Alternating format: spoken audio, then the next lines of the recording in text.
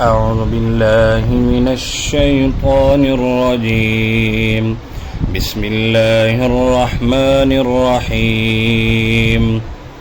الرحمن علم القرآن